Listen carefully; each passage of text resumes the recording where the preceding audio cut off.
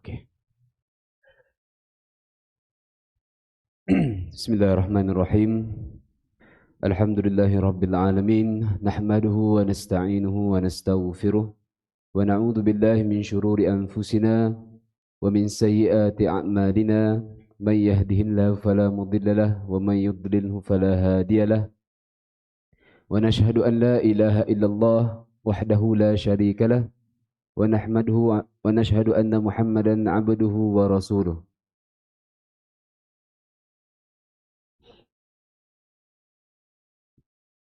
وصلى الله تعالى بالهدى ودين الحق ليظهره على الدين كله وكفى بالله شهيدا.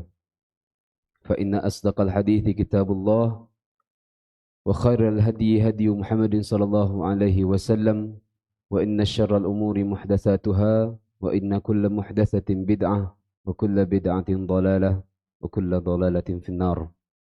رب اشرح لي صدري ويسر لي أمري واحلل عقدة من لساني يفقه قولي. أما بعد، اللهم اجعلنا من الذين آمنوا وعملوا الصالحات وتواصوا بالحق وتواصوا بالصبر. آمين يا رب العالمين. Assalamualaikum warahmatullahi wabarakatuh. Baik, tuan-tuan, saya akan sejujurnya untuk pengetahuan tuan-tuan lah yang tak tahu, abang saya sekarang berada di hospital sebab dia ada gout. Hari ini dia akan ada prosedur. Jadi saya dapat message dia, bila abang saya tak available, maksudnya saya kena ganti. Biasanya lah. Kalau saya tak available, baru dia akan panggil orang lain. Tapi biasanya dia akan message last minute. Macam saya dapat message untuk ganti dia semalam.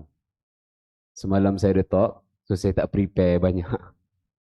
Jadi saya cakap dengan dia, pasal apa? Sebab kalau tafsir tak ada masalah. Saya tafsir okey.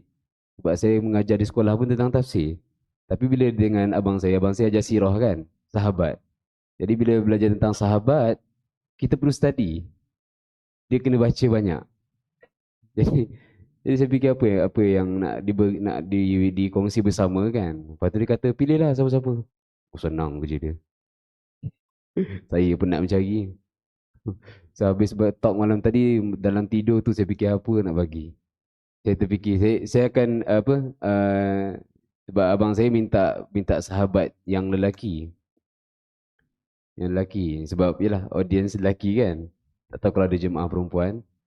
Tapi sahabat ni, sebab saya pernah bagi dulu, tapi dalam masa yang singkat ni saya akan kongsi beberapa sahajalah. Tapi untuk tuan-tuan, ini adalah untuk mengetahui instead of buat something. Sebab ni tentang perempuan. Ya, tapi saya beritahu awal lah. Okay? Untuk kita tahu. Bismillahirrahmanirrahim. Jadi, sahabat yang kita nak kongsi bersama hari ni, dia bukan setakat sahabat. Dia punya level dia dengan Nabi SAW, dia terletak pada hati Nabi SAW. Tak tahu kan siapa?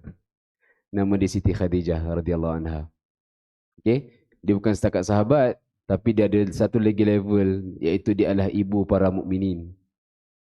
Ibu kita. Jadi Siti Khadijah radhiyallahu anha, dia punya history ataupun sejarah dia dalam buku sejarah Islam sendiri tak banyak. Sebab dia punya kehidupan adalah sebelum hijrah. Mekah punya timeline. Mekah punya timeline, dia hanya jadi penting bila Nabi jadi Rasul. Jadi di Mekah ada 13 tahun punya cerita je. Itu pun masa itu tak ada siapa rekod banyak. Sebab rekod sejarah hidup Nabi yang paling banyak masa Nabi dah berada di Madinah. Itu paling banyak. Tapi sebelum tu di Mekah 13 tahun dakwah secara rahsia. Siapa nak pergi media kan? Nabi buat ni, Nabi buat tu. Dan even ramai sahabat yang masuk Islam pada 13 tahun itu tak ramai yang pandai baca atau menulis. Dan Nabi sendiri pun tidak mementingkan benda tu pada masa tu. Sebab memang buat secara rahsia. Kita pun tak tahu apa detail. Kita hanya tahu ada 13 tahun di Mekah yang Nabi ada buat dakwah secara rahsia. Itu je. 13 tahun. Tapi sebelum 13 tahun apa dia?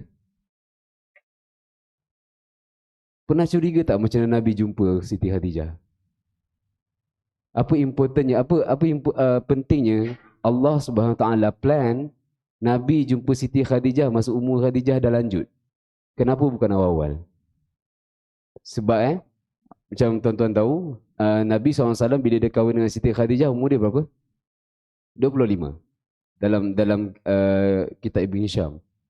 Dan Khadijah radhiyallahu anha adalah masa tu umur dia 45. Sekarang ni kenapa saya curiga kenapa tak kahwin lagi awal? Sebab zaman itu, zaman Arab ketika itu, kahwin awal tak ada isu. Macam kita pun dulu. Kan orang-orang Melayu dulu kahwin awal memang tak ada isu. Sekarang ya. Sekarang ada isu. Sebab realitinya masalah kewangan, kerja tetap dan sebagainya itu menjadi perkara yang dibincangkan. Kan sebab kita nak menanggung anak orang. Tapi apa-apa pun, masa zaman Arab ketika itu, zaman kurun yang ketujuh itu, kahwin awal memang tak ada masalah. Sebab itulah bila orang barat, bila dia nak bercerita tentang Nabi Muhammad SAW, dia nak mencari the problem side ataupun dia nak cari apa yang tak kena dengan Nabi Muhammad, tak ada satu isu pun tentang dia kahwin dengan Aisyah masa Aisyah umur 9 tahun. Tak ada isu. Sebab mereka pun tahu zaman tu budayanya untuk kahwin awal memang tak ada masalah. Jadi bawa balik kepada Nabi Muhammad SAW, dia kahwin umur 25 dan isterinya pada ketika itu Siti Khadijah radhiyallahu anha umur dia 45. Kan? Tapi tak ada isu. Ada hikmah sebenarnya yang saya tak tahu saya sempat nak cerita ke tak. Maybe itu adalah lain kali. Okey. Dalam satu hadis Nabi ada sebut tentang perempuan pada zaman dia. Nabi kata khairun nisa'uha Maryam ibnatu Imran wa khairun nisa'uha Khadijah. Wanita yang terbaik pada zaman dia, sebab setiap zaman dia akan ada macam 100 tahun punya period, dia akan ada muncul satu orang yang sangat hebat. Setiap 100 tahun mesti ada seorang. Dalam hadis yang lain lah. So zaman yang terbaik pada zaman dia, perempuan yang pertama dia ialah Maryam. Okay? Anak perempuan Imran. Satu zaman. Dan satu lagi zaman yang mana wanita terbaik pada zaman dia ialah Khadijah radhiyallahu anha. Sebab kita kena tahu masa zaman Maryam alaihissalam, ketika itu kita tak tahu kalau ada perempuan lain yang hebat juga macam Maryam. Kita tak tahu. Tapi kita tahu sebab apa? Allah cerita. Kan? Kalau ada zaman tu masih ada orang rekod kan, oh dia ni pun ada buat ni juga, perempuan ni ada buat ni juga, ni pun ada buat ni juga. Dan maybe kita tahu dalam Maryam punya zaman maybe ada perempuan lain yang hebat. Tapi yang sampai kepada kita pada zaman Maryam alaihissalam ialah just Maryam. Selain daripada anak dia lah, Isa alaihissalam. Okey. Jadi Khadijah radhiyallahu anha, dia berjaya mencapai satu level yang mana pada ketika semua orang hampir give up, sebab ada yang berjaya. Masa 13 tahun di Mekah itu, Khadijah mencapai satu level iman yang sangat tinggi. Selain daripada Sumayyah, kan? Yang mana sebenarnya ramai di antara sahabat sendiri pun mengadu dengan Rasulullah, perit betul nak beriman dengan kau. Perit. Mereka perlu bertahan dengan apa jua keadaan untuk mempertahankannya. Pertama sekali la ilaha illallah, kemudian Muhammadur Rasulullah. Jadi Khadijah adalah salah seorang yang berjaya mencapai level itu. Okey? Saya tak nak bagi introduction banyak. So just go kepada nama dia. Nama penuh Khadijah, Khadijah binti Khuwailid, Ibn Asad, Ibn Abdul Uzza, Ibn Qusay, Ibn Kilab. Kalau tuan-tuan perasan, dia ada salah silah yang sambung dengan Nabi SAW. Supaya yang tuan-tuan kena tahu, semua Quraisy itu sebenarnya satu family. Dia adalah satu family yang besar. Tempat tu dinamakan suku Quraisy. Okay? Jadi bila katakan Abu Jahal ada connection dengan Muhammad SAW, memang ada. Dia dekat atas lah. Dekat dia punya moyang-moyang. Macam dekat sini Khadijah dia berjumpa dengan Nabi masa Qusay ibn Kilab. Kat situ bertemu dengan salah silah Nabi SAW. Baik. Khuwailid, Khuwailid ni kita tak tahu banyak. Tak ada siapa rekod dia in detail. Secara perincinya kita tak tahu. Tapi yang saya boleh sebut ialah Khuwailid, dia rapat dengan Abdul Muttalib. Siapa Abdul Muttalib? Atuk Nabi sallallahu alaihi wasallam. Okey? Dia tak rapat dengan Abdullah ayah Nabi sebab Abdullah mati awal. Itu je. Khuwailid dia ada bersama dengan Abdul Muttalib masa peristiwa dalam surah Al-Fil Allah sebut. Masa tentera Abraha datang nak attack Kaabah, Abdul Muttalib ada di situ, di sebelah dia ada Khuwailid. Jadi mereka ni rapat. Malangnya Khuwailid ni dia mati awal. Dia mati semasa perang Al-Hijar. Sebab sebelum Nabi lahir pun, orang Mekah dah ada perang dulu. Mereka ni suka perang. Tak tahu kenapa. Suka perang. Jadi macam-macam ada perang Fudul lah. Ni, salah satu ni perang Hijar. So Khuwailid, dia mati semasa perang Hijar. Baik. Anak-anak. Keluarga Khadijah, adik-beradik dia, ataupun kenalan dia, yang kita tahu. Right? Yang pertama ialah Awam. Ayah kepada Zubair. Pernah dengar kan Zubair ibn Awam?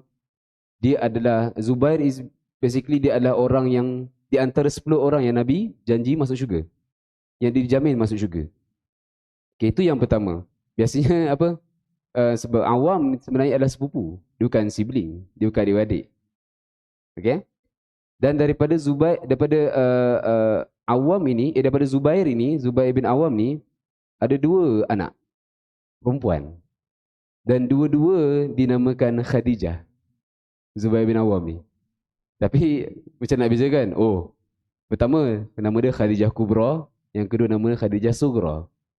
Khadijah yang besar dengan Khadijah yang kecil. Orang Arab macam tu dia sentiasa putar-putar nama yang sama. Kadang-kadang tu yang tuan-tuan perasan, tibalah anak dia nama Muhammad kan. Muhammad, nama ayah dia Muhammad, nama atuk dia Muhammad. Interesting tu. Macam mana kau bezakan? Jumpa tahu lah. Kan? Muhammad. Itu adalah perkara biasa. Baik. So ini Zubair bila dia dapat 2 anak perempuan tu, terlalu rapatnya dengan Khadijah, maka dia namakan anak dia dua-dua Khadijah. Khadijah besar, Khadijah kecil. Okey. Kemudian yang seterusnya ialah Hizam. Ayah kepada Hakim ibn Hizam.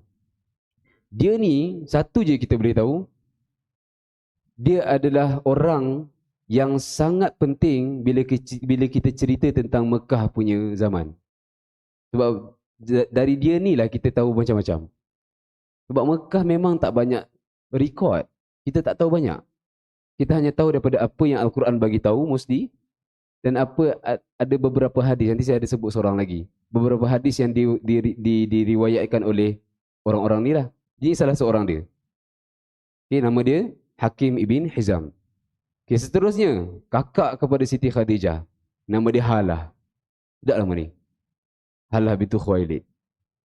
Okay. Dia ni adalah basically, rasanya sulung. Nama tak pasti. Saya tak pasti.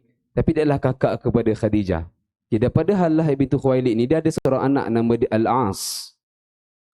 Al-As. Okay. Yang mana Al-As ni yang akan kahwin lepas ni, dia akan kahwin dengan Zainab. Siapa Zainab? Anak Nabi SAW dengan Khadijah. Okay. Jadi basically dia memang dah family, dia jadi family lagi. Alright. Khadijah radhiyallahu anha, dia lahir 15 tahun sebelum kelahiran Nabi SAW. So, Nabi basically dia lahir pada tahun 570. Khadijah dia lahir 15 tahun sebelum tu. 555 tahun. Tahun yang ke-555. Jadi sebab tu akan jelaslah yang mana jarak di antara Nabi SAW dengan Siti Khadijah radhiyallahu anha hampir sedekat.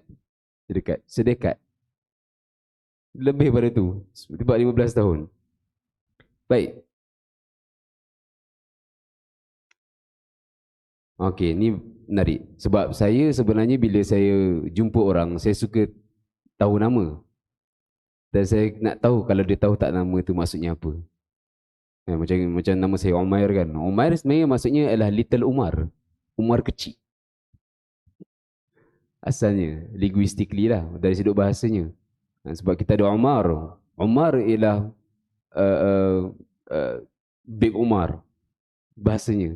Tapi bila datang sebelah dia Umair, di wazan Umair means dia Umar yang kecil. Kata saya small kan. Saya kecil.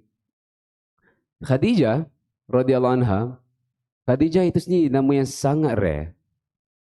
Tak pernah sebelum itu ada orang nama Khadijah. Fatimah berlambak. Fatimah berlambak. Hind berlambak. Merata. Tapi Khadijah, pada zaman dia, Khadijah sangat rare. Kenapa nama dia Khadijah? Ni menarik. Khadijah, nanti kalau nak namakan anak Khadijah, boleh bayangkan inilah. Khadijah dari sudut bahasanya sendiri, bukan konteksnya bahasanya sendiri, Khadijah adalah nama yang diberikan kepada anak yang lahir pramatang. Itu maksud dia. Lahir pramatang, dia lahir awal. Kan? Dia panggil pramatang kan?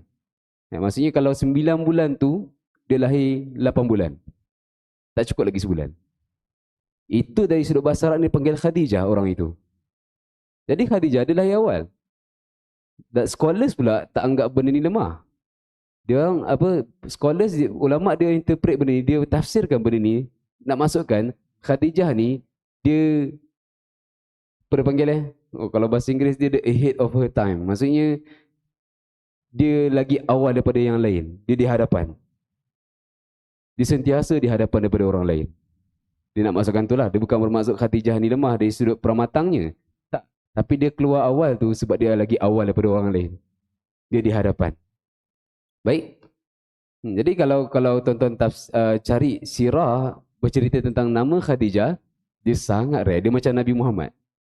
Nama Muhammad itu sebelum tu tak pernah ada. Tak pernah dimention pun. Jadi Khadijah and Muhammad. Dulu rare. Okay. Dia punya appearance, dia punya luaran dia. Pertamanya yang kita dapat daripada description Halah ini, Hakim bin Hizam ni, dia kata Khadijah, nanti saya akan mention pasal dia perkahwinan dia yang dulu. Sebab dia muda masa tu. Dia ni cantik. Khadijah radhiyallahu anha, dia cantik. And then yang kedua, dia pandai, well educated. Kemudian dia pandai membaca dan menulis.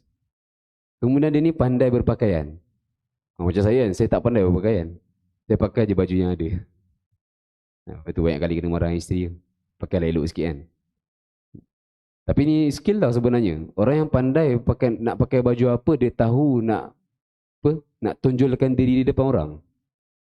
Macam orang yang bercakap di hadapan, sebenarnya yang pertama sekali yang kita nampak ialah apa yang dia pakai.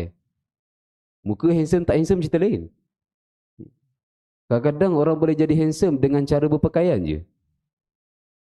Okay? Faham benda tu? So, pandai berpakaian itu pun adalah salah satu kelebihan yang Khadijah ada. Kemudian dia ni tajam. Pemikiran dia tajam.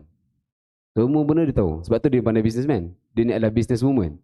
Orang bisnes dia memang kena sharp. Dia kena tahu pinpoint mana satu yang ni boleh, ni boleh, ini tak boleh. Jadi Khadijah dia macam tu. Kemudian dia ada karakter yang sangat perfect as perempuan.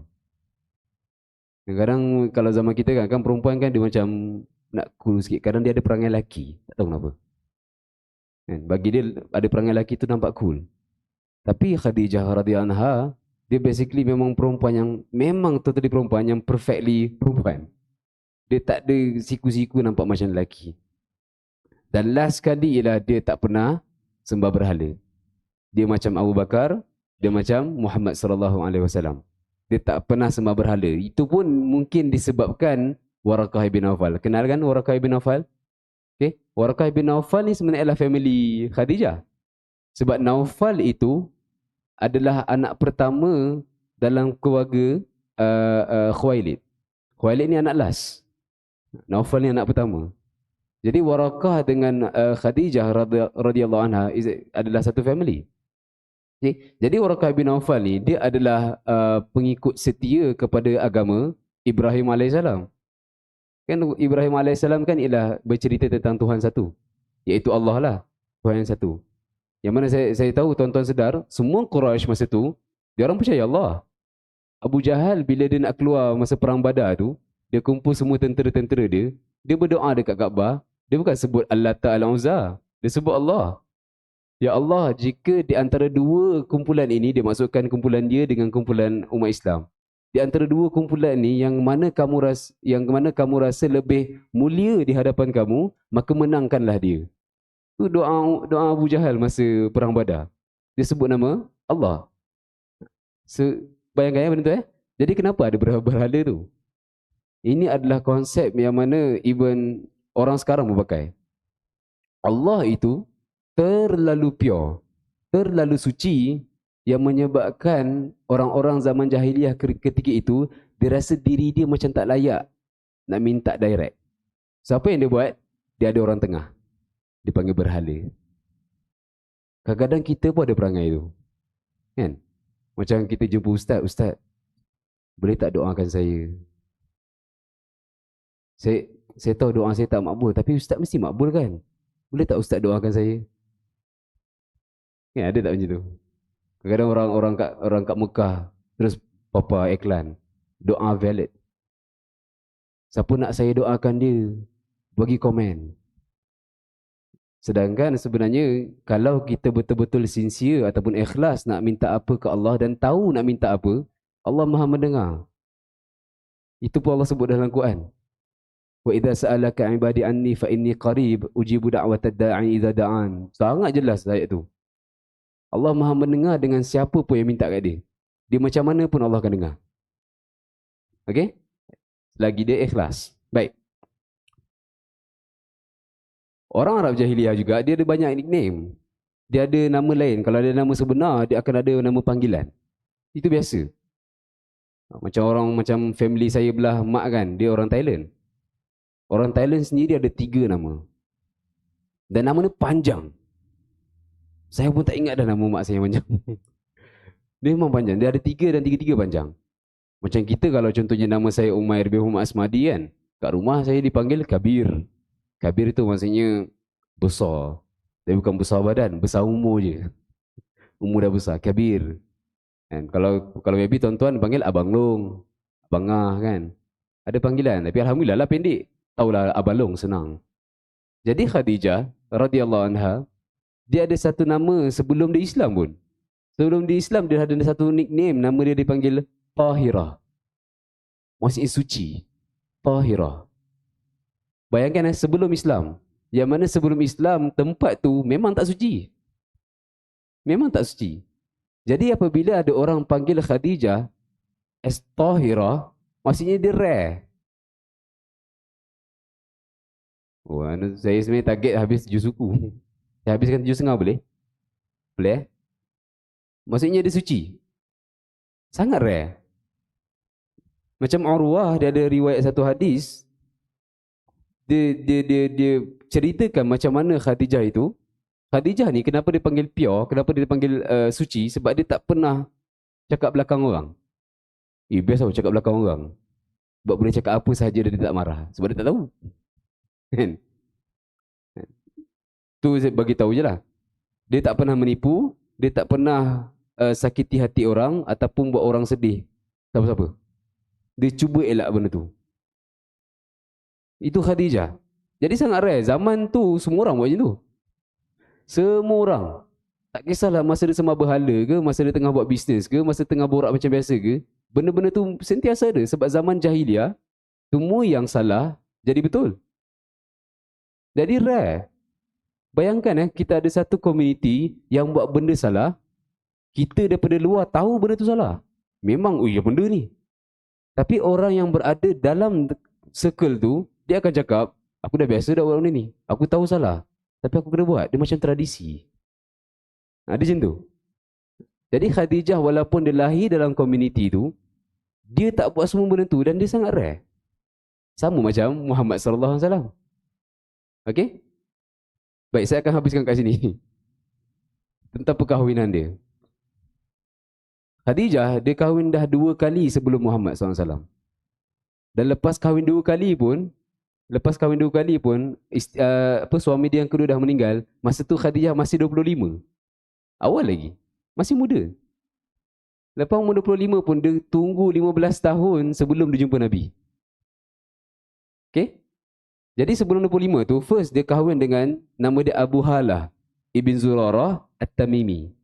Daripada dia ni, dia dapat 2 anak. Satu nama Halah. Nampak dia guna nama kakak dia lagi. Kreatif kan? Tak dah. Halah. Dan juga satu lagi dia panggil Hind. Ya, nama ni sangat-sangat berulang. Hind dalam zaman Arab Jahiliyah ramai sangat. Tapi yang paling kita kenal ialah isteri kepada Abu Sufyan, Hind. Yang cerita pasal dia makan hati pakcik Nabi Hamzah tu. Hind tu. Okey. Hind ibn Halah ini penting. Hind ibn Abi Halah ialah anak basically abang sulung. Dia ni adalah yang paling penting bila meriwayatkan hadis tentang Nabi Muhammad sallallahu alaihi wasallam punya karakter dalam kitab Syama'il. Jadi ingat nama ni, Hind ibn Halah. Sebab dia memang adalah, sebab ramai orang dia tengok siapa-siapa pun dia akan pilih. Nak tengok dia ni, nak tengok tu dan sebagainya. Tapi Hind ibn Abi Halah ni, dia adalah orang yang mana dia perhati Nabi sebelum Nabi jadi Nabi. Dalam kitab Syama'il, dia ni sangat penting. Okey? Nah, pendek tu je. Okay, suami yang kedua, nama dia Atiq ibn A'iz Al-Makhzumi. Bila sebut Al-Makhzumi, terus terbayang dalam kepala. Uish, keluarga Abu Jahal. Abu Jahal daripada keluarga ni. Khalid bin Walid daripada keluarga ni. Okey? Dan dia dapat anak daripada suami kedua ni, Atiq ini, anak perempuan yang dinamakan Hind lagi. Diulang lagi. Dan anak lelaki pula dinamakan Abdul Uzza. Alright?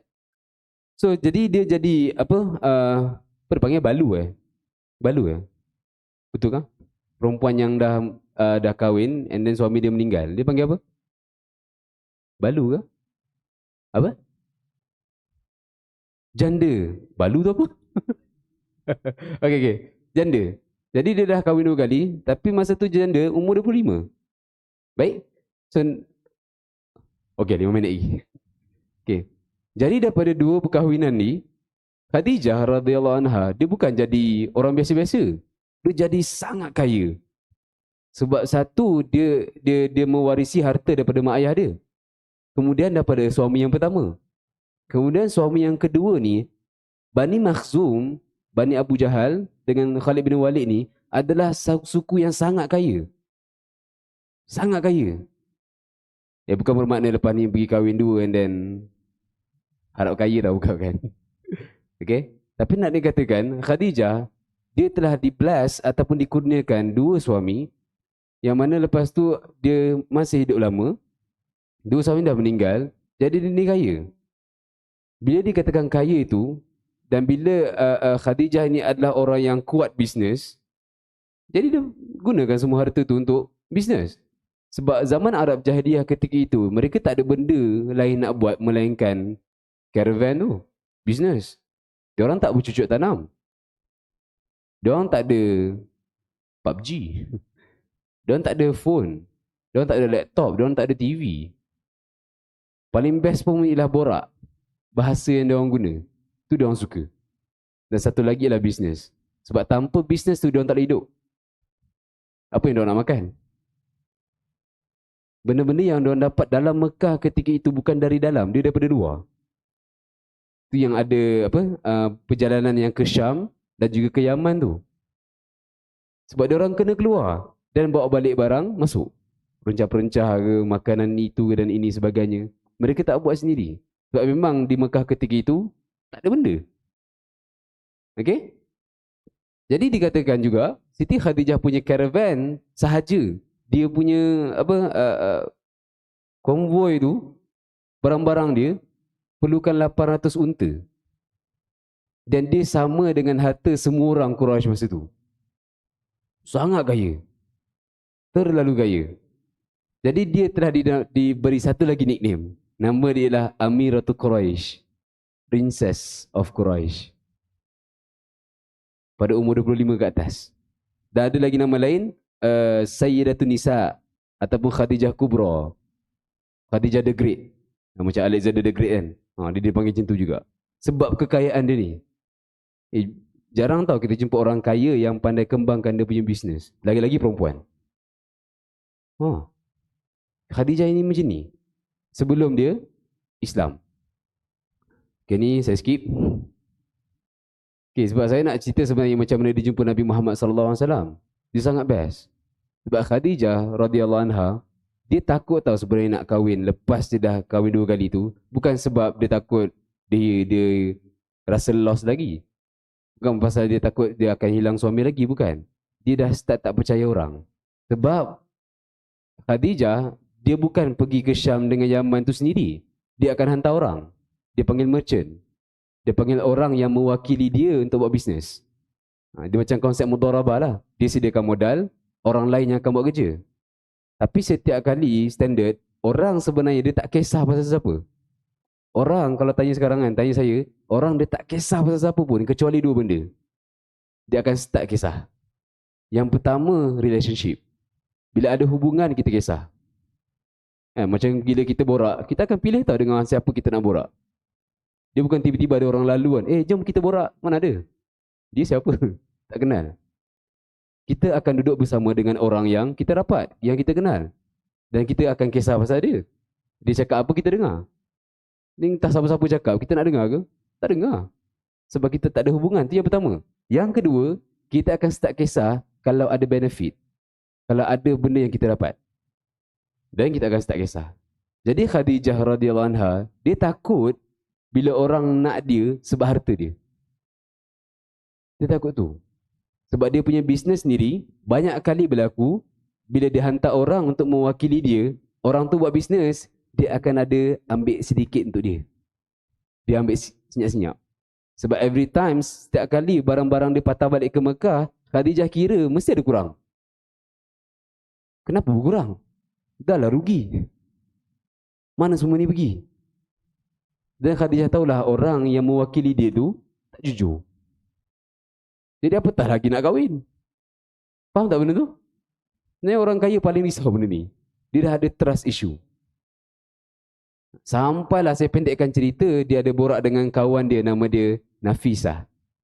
Nafisah ni penting tau. Dia adalah yang paling kita berterima kasih dalam takdir Allah. Dia yang cerita pasal Muhammad. Bukan. Dialah yang satukan Muhammad dengan Khadijah. Nafisah ni. Okay? So Nafisah ni dia pernah cerita, dia borak-borak. Dia macam kawan-kawan jumpa member kan, tanya khabar dan sebagainya. Tapi bila member ni, kawannya rapat ni, dia boleh tahu tau tiba-tiba dia ni macam lain macam punya cerita. Sebab dalam satu borak-borak ni, Khadijah lepas cerita pasal dia jumpa Muhammad tu sallallahu alaihi wasallam, sebab saya skip cerita ni.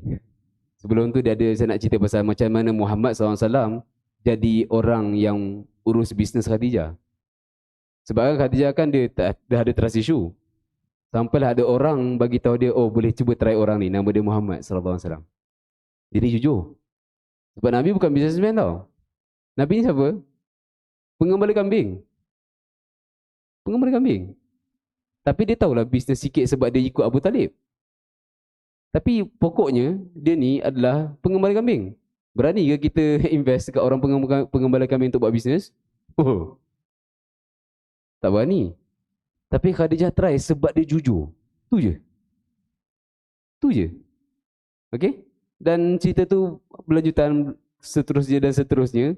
Sampailah Maisarah yang ikut Nabi masa bisnes dekat Syam tu, dia ceritalah pasal Muhammad SAW. Dan Khadijah tahu. Dan bila sampai cerita dekat Khadijah, bila borak dengan Nafisah kawan dia tu, dia cerita pasal Muhammad SAW. Tahu tak, Muhammad ni. Nafisah dengar je.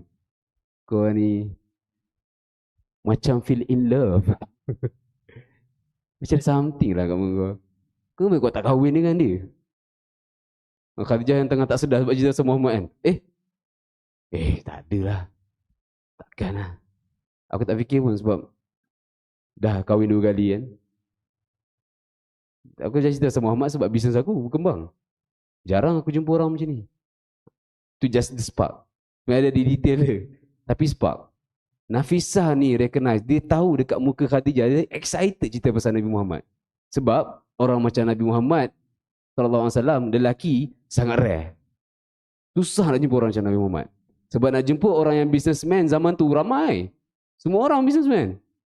Tapi tak ramai yang jujur. Jadi bila Khadijah radhiyallahu anha kenal Nabi dan seterusnya dan mereka kahwin.